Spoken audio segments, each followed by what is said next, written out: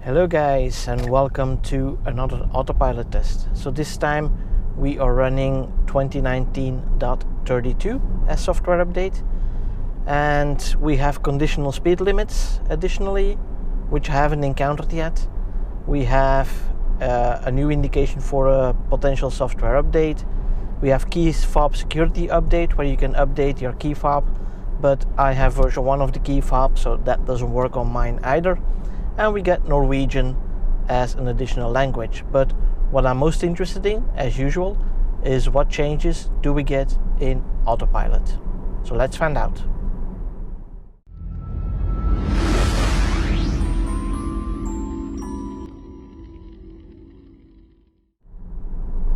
So before we start the test, I do have to mention that the 28.3.2 update was for me really bad in terms of phantom braking. It introduced a whole new series of phantom braking that had no apparent reason. So yeah, let's see if we can get it out of this update, yes or no. But usually that takes more time than just this specific test to validate that. So if that happens on this test, well, we'll see. So here the lane merge, yeah, it is going to the center of the lane again.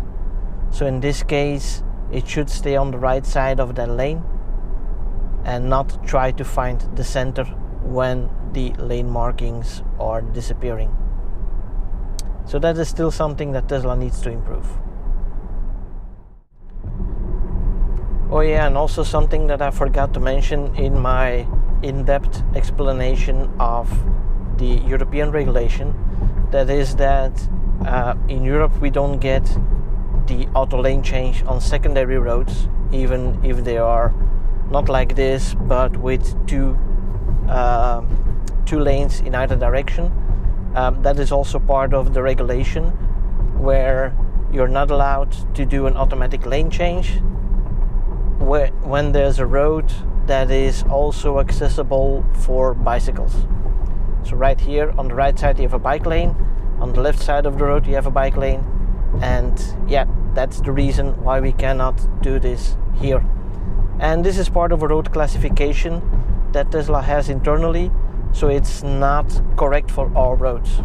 So I have another road in the neighborhood where there's no bicycles allowed, and there's a divider between the two directions even, and it's 2 lanes in each direction, and still we're not allowed to do that lane change. So yep, something that has been taken away from us due to regulation as well.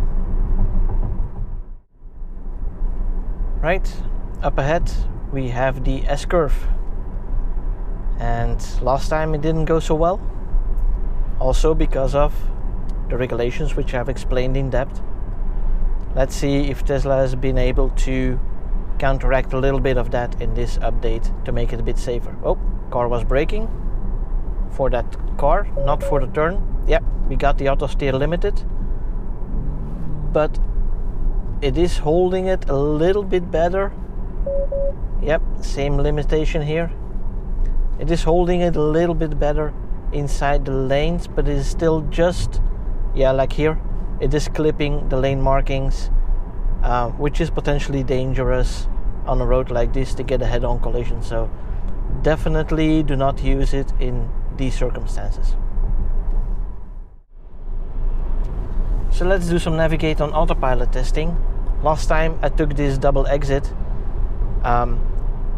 It took the first one, and then an autopilot or navigate on autopilot turned off, but it still took the second one rather strangely, because it turned on and off again, the navigate on autopilot. But let's see what we have now. Whoa, that was a little bit more jerky. Okay, so when will the navigate on autopilot turn off? That's before the second exit here. Now let's see if it will still take the second exit. In the first edition or the first release it was working perfectly, then it got limited. Let's see what it does now. Nope, I need to take the exit, but it has been taken away from me. Now this is the exit that is pretty much a perfect circle. Now let's see if the path prediction from Tesla has improved a bit, because in the previous test that was not doing so well. So let's see if it takes the exit by itself. Yep, it is slowing down by itself.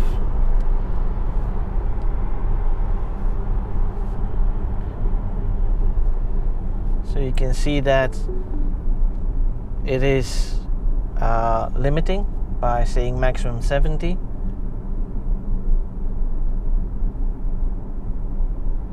Yeah, I do get the feeling that it is a little bit smoother this time. It is also hugging the right lane a bit more, and it is coming to a standstill, I think. Yep, so navigate and autopilot has completed.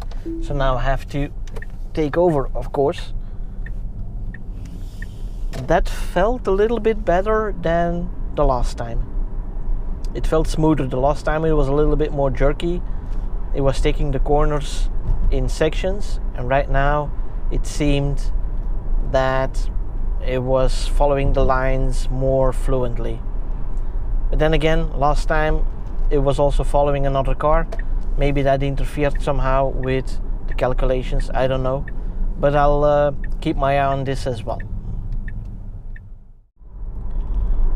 Right, up ahead, as you know by now, we have the lane shift. And let's see how it will handle that. In the past few updates it has been pretty consistent, so that's good. Okay, let's see if I can leave some margin here. There's no car behind me, so I try to leave as much room as possible. I see there's also a truck parked, which means that it would brake for that truck, which is something, yeah, I'm not sure of whether it would actually be able to do it on its own if I do not accelerate, or whether it would come to a complete stop, because that truck seems to be directly in the path. But let's see if we can get it up to speed. There we go. Oh, it is braking. I'm going to accelerate through it.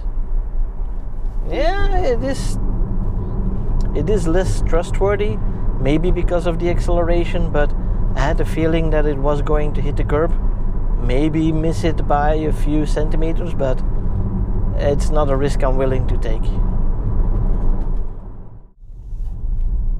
And for the final part of this test, let's see how the car reacts when the lanes or the lines are disappearing. Here we go. So lines are gone. Ooh, the car is in the center of the road. Wow, only now going to the side, so that is worse than the last time. Let's see if it takes the curve. All right. Yeah, that's kind of alright. But still, keep in mind, autopilot at this moment is not yet meant to handle these kinds of roads. Because if I would disable autopilot now, oh, it's braking for that bus. And thinking I'm going to crash into it while I'm just driving next to it. Wow. I've seen similar behavior. Oh, it would just hit a traffic cone as well.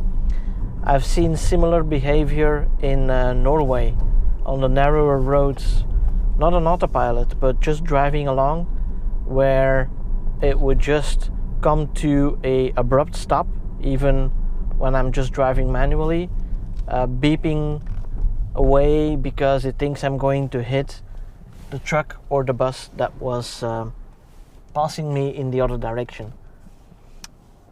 So that's a safety feature that is a little bit overzealous. So what do I think about this specific update? Now the S-curve, it seems like a little bit better, but it's not going to improve anymore until we get some regulation changes. And there are some suggestions that are going to be put on the table near the end of September. So hopefully they get approved, because that would increase the possibility of autopilot just a little bit, and maybe enough to take that S-curve safely again. The same for the lane changes, or the auto lane changes, I should say, because yeah, the distances there would be reduced a little bit as well in the proposal. So if they accept it and Tesla can implement that, then the lane change might become a little bit more usable again. But Tesla should make work of suggesting lane changes to the right to get out of the passing lane, because in most European countries you have this rule that you have to drive on the rightmost lane, and like in Belgium, they actually increased the price for the tickets that you can get when staying in the middle lane when there's room in the right lane. Other than that, not many changes. However, it's very difficult to replicate the exact same circumstances in the real world. So like with that bus, for example, I'm not encountering a bus each and every time. So I don't know if this is rather new or it has been there from the beginning. So that makes it a little bit difficult to judge that situation. But in any case, I don't think it's a correct reaction from the car. There was still room. It was not that close. If I drive in this street where I live and cars are passing by, I'm closer to that car than I was to that bus just a minute ago. So that is something, yeah, that's kind of fine-tuning. Where do you put the limits of a collision alert? Do you keep it safe? Do you keep it on a small gap? You do have, for the forward collision alert, you have settings, which I put on medium. If I put that on late, would the side collision alert also be later? I don't know. I haven't tested it yet, and I think it's also very difficult to specifically test that scenario. But anyway, so there you have it. Not much improvement this time. The only thing that might be a little bit better, and I'm going to keep an eye on that, is the circle exit. Let me call it like that. I got the impression that it was taking it more on the inside lane or line marking. It was following that one, and it was a little bit smoother than the last time. But as said, last time it was also following a car. Might have something to do with that. So I'm going to keep testing that, hopefully in the same circumstances with an empty road in front of me, and see if that improves, yes or no. As always, if you like my videos, please give it a thumbs up and hit that subscribe button down there so you don't miss out on any new videos, and definitely don't forget to click that little bell icon. And for now, thanks for watching. See you guys next time. Bye bye.